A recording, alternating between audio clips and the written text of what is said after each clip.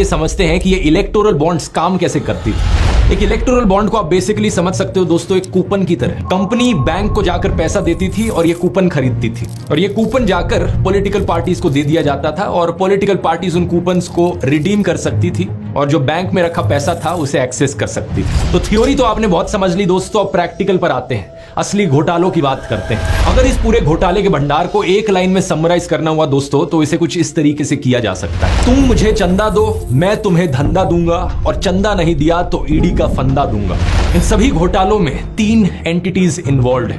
पहला, political party जो सत्ता में है, ये बीजेपी हो सकती है सेंट्रल गवर्नमेंट में, या कोई भी और पार्टी जिनकी स्टेट गवर्नमेंट है। दूसरा, बड़ी बड़ी कंपनियां जिन्होंने चंदा डोनेट किया है इलेक्टोरल बॉन्ड के जरिए।